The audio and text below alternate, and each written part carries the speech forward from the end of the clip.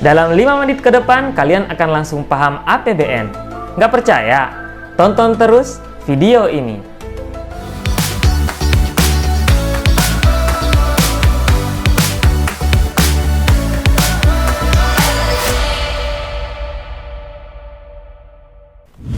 Assalamualaikum.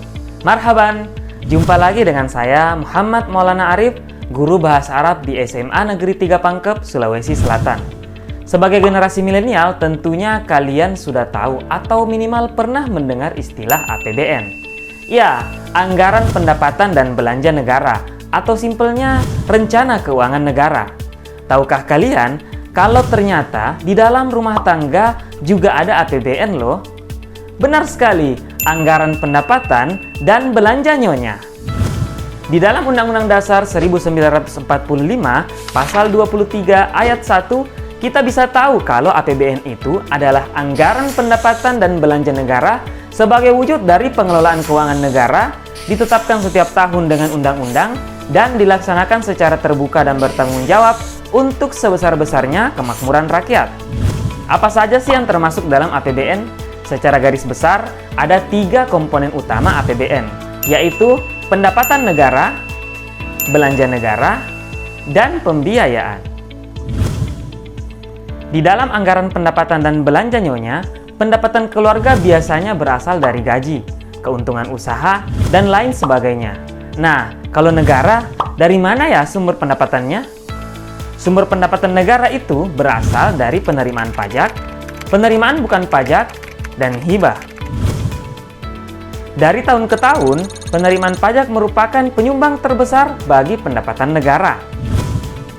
Pada rancangan APBN atau RAPBN 2023, penerimaan pajak diproyeksikan sebesar 2.016,9 triliun atau 82% dari total pendapatan negara. Contoh sederhana terkait penerimaan pajak, misalnya saat kalian makan di restoran, nongkrong di kafe, atau belanja di minimarket, sebenarnya harga makanan dan barang yang kalian beli itu sudah termasuk pajak pertambahan nilai atau PPN sebesar 10% loh. Coba deh perhatikan, di struk orderan atau belanjaan seharusnya ada keterangan tentang PPN. Di dalam keluarga, belanja dilakukan hanya untuk kebutuhan beberapa anggota keluarga. Tentu yang dipikirkan hanya beberapa orang. Tapi untuk belanja negara, harus memikirkan 273 juta penduduk Indonesia loh. Wah, tentunya bukan hal yang mudah, bukan?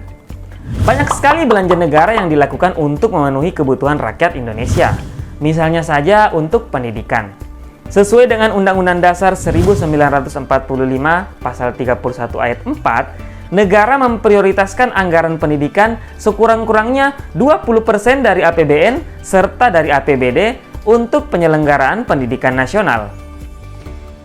Pada RAPBN 2023, anggaran pendidikan sebesar 608,3 triliun atau 20% dari total belanja negara. Jumlah ini naik 5,8% dari Outlook APBN 2022. Selain pendidikan, belanja negara juga ditujukan antara lain sebagai berikut.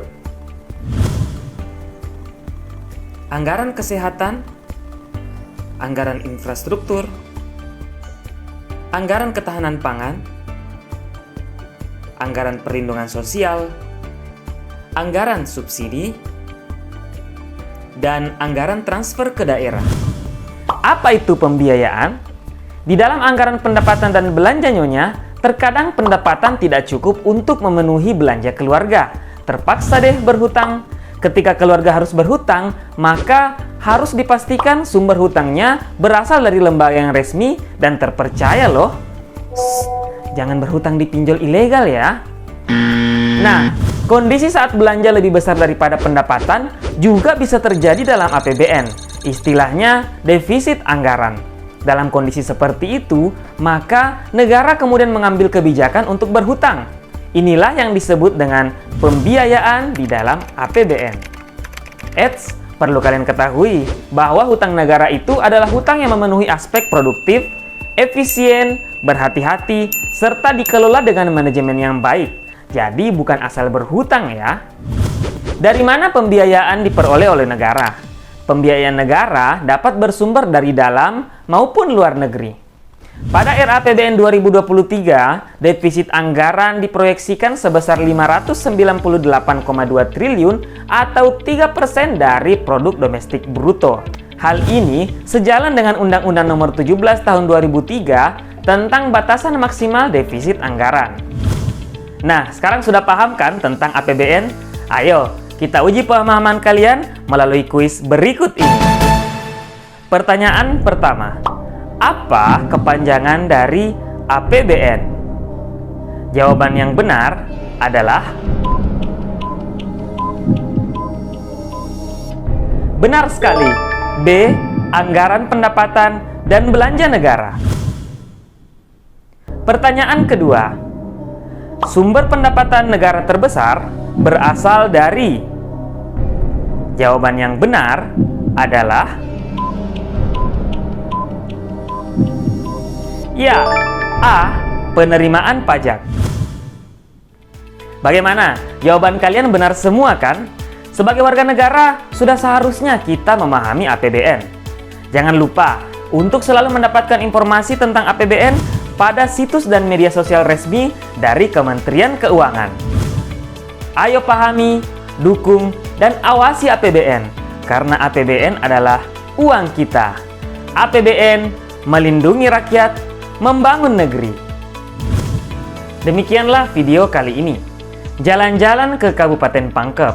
Jangan lupa membeli Lemo Pangkep. Kalau kalian mengakunya generasi cerdas dan keren, jangan lupa pahami APBN.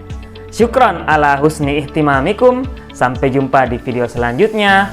Wassalamualaikum.